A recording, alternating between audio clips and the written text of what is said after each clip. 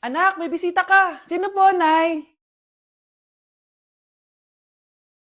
O anak, na paano ka? Ba't parang nakakita ka ng multo? Wala, Nay. Ma'am, kamusta naman po yung anak ko sa school? Isusumbong ko si Kyle sa inyo, ma'am. Ma'am, bakit? May ginawa ba siya? Yang anak mo kasi. Ano po, ma'am? Napakagaling, oo. Masipag at matalino yan sa school, ma'am. Opo, tama, Nay. Ay, buti naman. Akala ko kasi kung ano na ginagawa nito eh. Kaso ano, ma'am? May mga kailangan lang ako itanong sa inyo, ma'am, kung totoo ba tong nasa test paper ni Kyle? Patay ako nito. O sige, ma'am. Unang tanong, anong pangalan ng nanay mo? Susan, ang sagot niya. Tama ba, ma'am? Tama naman, ma'am. Pangalawa, ano ang trabaho ng nanay mo? Ang sagot niya, housewife. Tama ba? Oo, ma'am, tama. Okay. Pangatlo, ano ang gustong ginagawa ng nanay mo sa'yo? Pinaglulutuan, binibigyan ng baon. Tama ba? Oo naman, mahal na mahal ko yan si Kyle. Ano ang ayaw na ginagawa ng nanay mo sa'yo? Wala naman nakalagay dyan, di ba, ma'am? Kasi wala naman ako ginagawang masama sa kanya. Ang nakalagay dito ay palaging inuutusan. Pinapalo ng hanger, Anay! binabato ng kaldero, sinisigawan, minumura, at pinapalayas. Tama ba, ma'am? Walang iya ka, anak. Halika rito. Nay, wag mo! Pinapalo pala kita ng hanger, ha? Halika rito, matatamaan ka sa akin. Nay, test paper lang yan eh! Ma'am, kumalma ka. Kumalma? Kasalanan mo to eh. Ikaw una matatamaan sa akin. Sabi ko nakalayas na ako eh. Anak, nakita mo ba yung cellphone ng tatay mo? Nilagay ko dun sa loob ng kabaong niya bago siya ilibing. Ba't mo naman ginawa yun, anak? May mga importante laman doon. Baka sakaling buhay pa siya para matawagan niya ako. Ay, Diyos ko talaga tong batang to.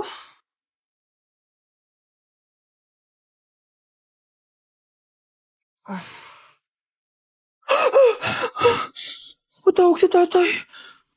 Nay, kailangan natin pumunta sa sementeryo. Tumawag sa akin si tatay. Anak, pwede ba? Wala akong oras makipagbiruan sa'yo. Marami pa ako tatapusin trabaho. Pero nay, Pag di ka pa tumigil, kukunin ko yung cellphone mo. tay, sumagot ka. Alam kong buhay ka. Sa lahat ng pwede kong makita, ikaw pa talaga. Jessica, tinatawagan ko lang tatay ko. Nababaliw ko na talaga, no? Patay na tatay mo, di ba? Baliw. Hindi, buhay siya. Ito tandaan mo, kapag hindi ka pa tumigil sa kabaliwan mo, susunod ka na sa tatay mo. Sinabihan akong baliw ni Jessica tapos sinaktan niya ako. Totoo naman, di ba? Nabuhay ka. Anak, nabalitaan mo na ba? Ha? Ang alin, Nay? Patay na si Jessica. Natagpuan siyang walang buhay dyan sa may ilog. Ano? Ay, Diyos ko, kawawang bata. Tay, sumagot ka na, please. Ikaw! Ikaw ang pumatay sa anak ko! Ano? Siya nga to ng away sa akin eh. Ikaw ang huli niyang kasama. Tandaan mo to. Isusunod kita sa tatay mo. Tay, hindi ko na alam gagawin ko. Sinisisi ako ng nanay ni Jessica sa pagkamatay ng anak niya. Natatakot ako. Anak, yung nanay ni Jessica. Oh, Bakit, Nay? pinatay daw. Pinitin sa may puno. Ano? Nakakatakot na dito sa barangay natin, anak. Sinong pumapatay sa kanila? Nay, may tao. Sino po sila? Magandang araw po. Ako po si Detective Jason. Ako ang may hawak sa investigation case sa pagkamatay ni Cheska at ng kanyang nanay. Bakit kayo nandito? Dahil dito.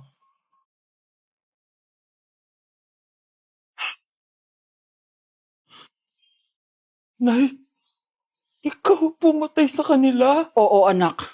Narinig ko lahat ng mga sumbong mo sa tatay mo. Cellphone ni tatay. Pinangako ko sa tatay mo bago siya mamatay na poprotektahan kita kahit makapatay man ako ng tao. Sumama ka sa akin, ma'am, para may-interview ka namin. Tandaan mo to, anak. Kahit nasa kulungan ako, poprotektahan kita. Tumawag ka lang.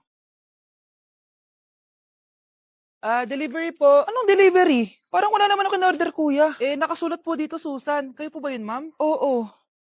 Sige, baka nakalimutan ko lang. Nay, ano po yan? Cellphone? Di ba mahal to? Opo, Nay. Paano ka nakabili niyan? Siguro nanalo ng raffle si nanay. Nay? Oo, anak. Bakit? Nabalitaan niyo na ba, Nay? Uso yung mga scammer ngayon. Totoo ba? Grabe na talaga ngayon, anak. Sabi sa nakita ko, Nay, nang scam daw siya ng mamahaling cellphone gamit ang credit card ng ibang tao. At ito pa yung malala, Nay. Nang scam daw din siya ng pera. Delivery po. May delivery ata, anak. Delivery po. Ikaw na naman, kuya. Susan po ulit, ma'am. Wala naman nga ako in-order. Wala akong magagawa dyan, ma'am. Sa'yo nakapangalan eh. Sige na po, una na ako. Ano na naman laman neto? Pera? Ito ba yung sinasabi ni Scarlett na galing sa scam? Pero bakit sa akin nakapangalan? Anong gagawin ko dito?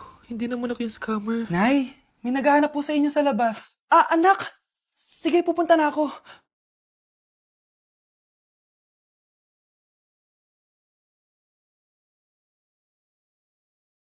Ah, hello po. Ano pong kailangan nila? Kayo po ba si Susan, ma'am? May natanggap po kasi akong report na kayo daw po nangi-scam. Scammer? Hindi ako scammer, ah. Ma'am, sa'yo nakapangalan ng mga parcel. Kaya sumama ka na sa amin. Hindi nga ako scammer! Ikukulong ka na namin. Huwag niyo ko ikulong! Hindi ako scammer! Itigil niyo na yan! Hindi si nanay ang scammer. Pero nasa bahay na to, ang totoong scammer.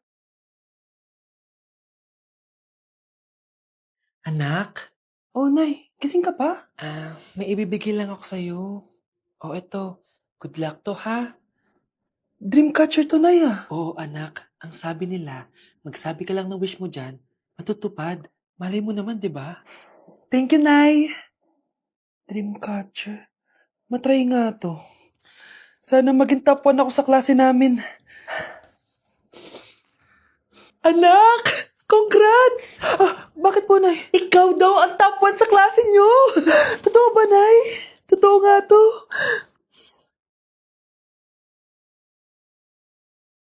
O anak, saan ka galing? Nag-apply ako sa trabaho. Ayoko naman maging pabigat sa inyo habang buhay. Sana makabawi na ako sa inyo. Ba't di mo nalang i-wish yan sa Dreamcatcher? Malay mo naman, di ba? Oo nga no, Nay. Nay! Tanggap na ako sa trabaho! Ang laki pa ng sahod ko! O, di ba? Sabi ko naman sa'yo, anak eh. Deserve mo yan. Nay, sa wakas, makakabawi na rin ako sa inyo. Bes, alam mo, ang yaman mo na. Bakit di ka pa mag-asawa? Ay naku, Bes. Kung may magkakagusto man sa akin, ang gusto ko, mabait at responsable. Parang si Joshua. Naku, Bes. Si Joshua pa. Puro trabaho yan. Hi Scarlett, pwede ba tayo mag-lunch together mamaya? Sure, sige. Saan ba? Ayun. Oh, yan ang simula ng love story nyo, ha? Ay, mahal. Grabe. Natupad na natin yung mga pangarap natin. May anak tayo. May malaki tayong bahay. May maayos tayong trabaho. Ay, sa wakas. Proud ako sa ating dalawa, mahal.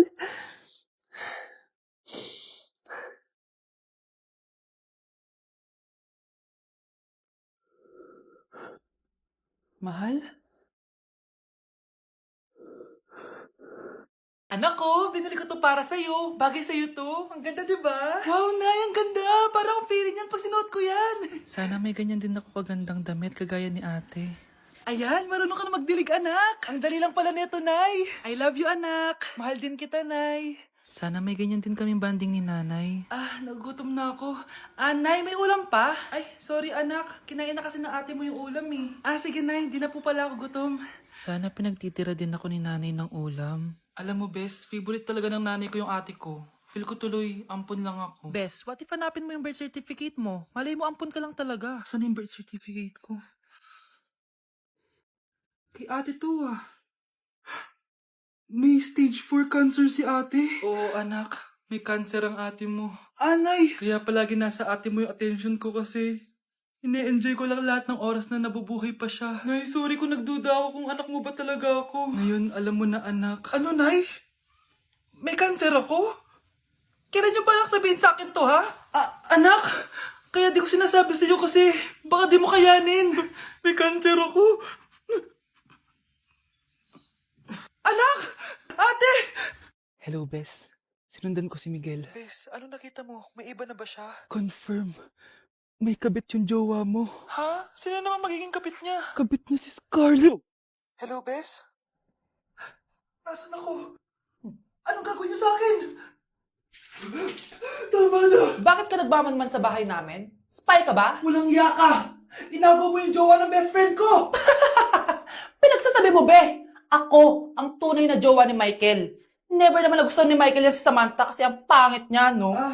Ganun ba? Oo, kaya magdusa ka dyan. Wag!